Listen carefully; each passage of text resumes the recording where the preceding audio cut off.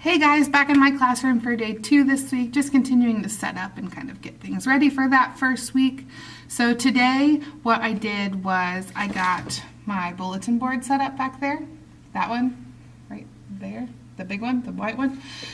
That's actually not a bulletin board at all, it's just a plain wall, and I have makeshifted a bulletin board there for myself. And what I'll do is I'll display body system posters for the units we're covering up there, which I think will be really beneficial to my students, just to kind of help hone in on anatomical models and what the organs and things actually look like, so that we can say, like, especially in the kidneys, when we're talking about the nephrons, like, this is what a nephron looks like and this is what it does, and I think it just helps connect that bigger picture. I'm also working on transforming my classroom into a student-led classroom. What? I don't know how I'm going to do it. I'm so jacked up about this. I'm so excited to do it, but it's so intimidating. It's so intimidating. It really makes you reframe your whole way of thinking. Last year I was so instructor-led, and it was I talk, and then they do a worksheet. And I'm done with that. I'm done with it. I'm over it. And I want my students to have fun and to love coming to class and love learning. So I'm jumping in head first. I went to a conference earlier this week, a teacher conference, and there were some presenters who talked about teacher-led or student-led classrooms, and they got me so excited. And they talked about Learn Like a Pirate by, I don't remember his name, Learn Like a Pirate, not Teach Like a Pirate, which is by Dave Burgess, but Learn Like a Pirate. And I read like 100 pages of the book last night. I'm so excited, and I can't wait to implement this. And I hope I can share a little bit more of the journey of me doing it. And so I'm going to kind of talk right now about some of the things I've done today. All right, so here is the first thing I've done.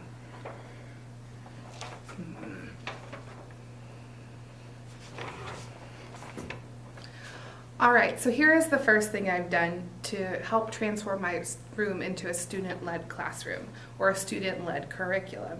So last year what we did is I have this online learning system that we're required to use for the program I teach, which is fine, and that program teaches the students so much, and it really gives them practical examples. However, what it does is I lecture, they get on their computers, they have a PowerPoint that they're supposed to read through after I lecture with almost the same PowerPoint, and then they get a worksheet similar to this. Let that focus. And so what I've done is now I've taken this worksheet and I have begun to do what I think I can to turn it into a student-led event rather than a worksheet. So what I did was, based on each topic for each question, I have decided different teaching strategies to use that would take the pen and paper out of the students' hands and actually require them to engage with one another and to talk it over and work as a class to come to a solution. And then they use that information that they learned through discussion to complete a quiz, which is their formative assessment for the module. And then these worksheets build on top of each other for the unit, and then at the end there's a test. So like for this one, this first lesson of the year covers professionalism, and it's the first unit is like personal qualities and personal traits, and what are good things for a professional to look like at work, and how do they act at work, and defining things. And so what I've done is at this conference I went to this week, I learned about something called protocol, which is where you have the students break up into groups of 3 or 4, and then they have to brainstorm ideas, and they use Post-it notes. And so they'll write an idea about a topic on a Post-it note, and they have to say it out loud to their group. There's no judgment, and then they put the Post-it note down on the table. And you give them about 2 minutes to do that brainstorming activity. And then you bring them, you kind of regain control, and you bring them back in and you say, okay, now organize your thought process. So what's something you think you would do first in this topic, or what's the most important? So you're having them categorize it that way. And then from there, they prioritize it a little bit more if needed. And then as a group, we share. So there are some activities on this worksheet where it asks them to like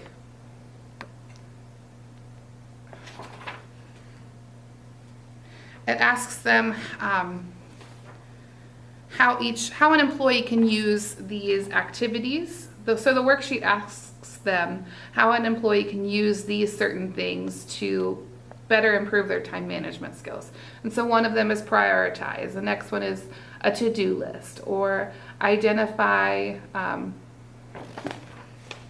habits. So then what I'm going to do is have them break up into small groups as a class, and each group will be responsible for coming up with ideas for that topic, and then we'll reflect back and share as a class, and I'll post these ideas up on my whiteboard, and then as a class we can go through and say which ones we've had success with or which ones we think are the best, and so on, to kind of narrow those down. But I really believe that this will kind of help transition into a student-led classroom, because this is something my students may have never done before, and I really think this would be a great learning tool for them. And another activity on this one, which comes under problem solving, is we're going to do some big picture things where we're going to work through the problem solving process, which is huge in healthcare. There's a lot of problems that arise, and how do we fix them? And so that we're going to work through that, and we'll have them give like everyday problems that they may encounter, and then we'll work together as a class to brainstorm it and fix them. I just thought I would film a video on my progress of my classroom decor thus far. There's still quite a bit of work I want to do, but I wanted to get a video on it now so that I could show progress over the next couple of videos. I plan on being here almost every day until school starts. That way it would be a good progression for you all to see. So I will show you some things now, and then the next time I'm in, I'll show you more. Bye. So this is my front door. I can't show you much more because it shows personal information, but this is one of the things on my door, and it is just kind of a checklist for students as they enter the classroom. The same uniform is required every day, doesn't change, and there's still students, of course, that are going to try to push it, so I use this to kind of say like, hey, this is your check off. Are you following this? No? Go back to your locker and find the things you need. This burlap wreath is also on my door. This burlap I used on this bulletin board last year, and it was the border around it. But I decided that I didn't like it as the border anymore, so I took it down and made a wreath out of it. And so now I'll always have something from my first year of teaching. Moving back over here, this is my bulletin board that's right by where my students come in for the day, and it just has classroom rules on it, and then uniforms, and a little grading scale of what does my grade mean. Over here, this is my sign-in station, so every morning there will be a clipboard there where students can come in and sign in, and then these boxes here are their mailboxes where graded work will go in.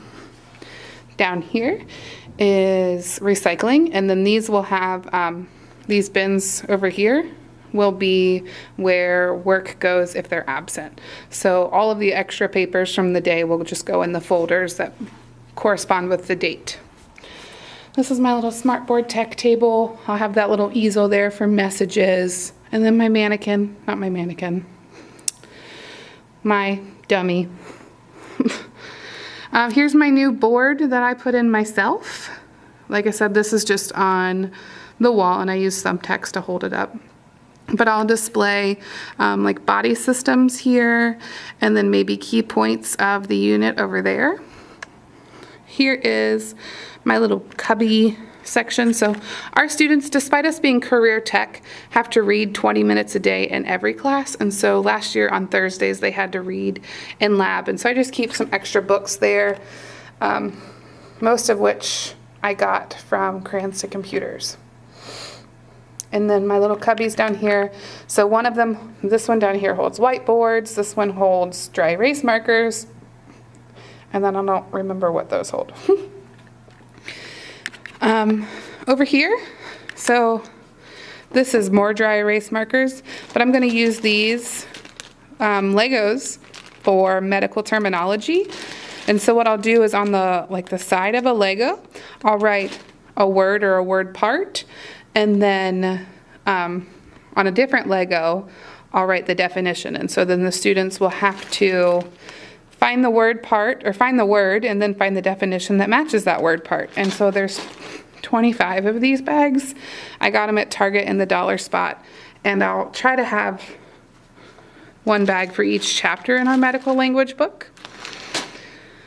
And then here is this wall here. So my learning targets are right there.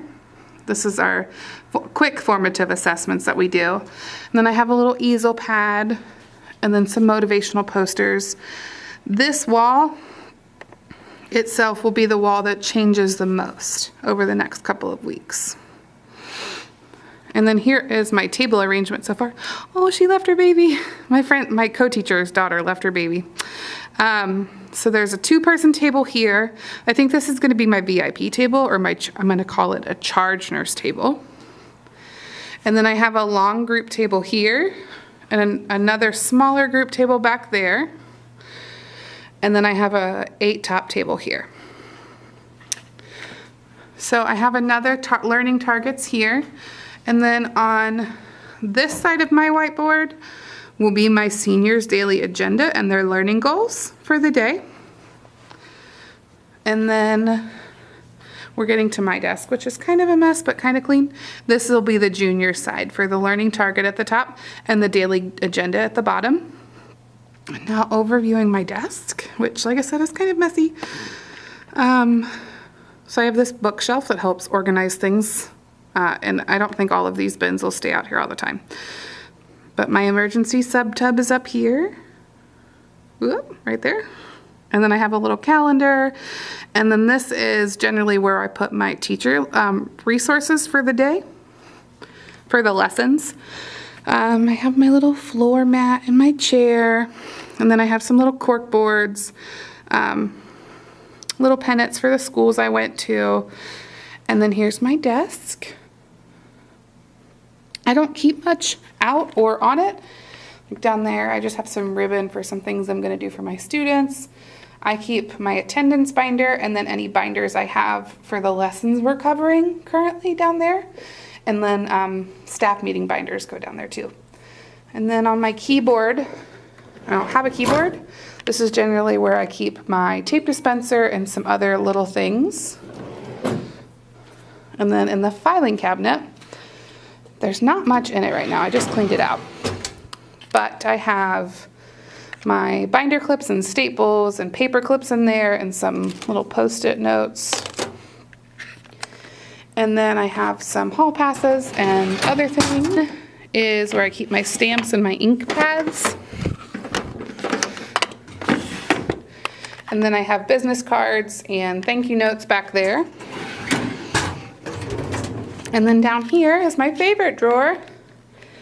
So my pens and expo markers and Sharpies and highlighters, and that pink thing is my parent contact cards. And then that little box there is my laser pointer and presentation controller. And then these little buckets here, I'm going to put up on my whiteboard to hold expo markers and whatnot. So that is all of it for right now. There are quite a few things I'm working on that I just need for the librarian to be back for me to be able to print these things. But other than that, I'm trying to make it a grown-up, comfortable environment rather than completely elementary. And there are some more things on my tables that are going to go out, like I have little supply caddies for our activity on the first day and other things. So you'll see them as they progress. Bye.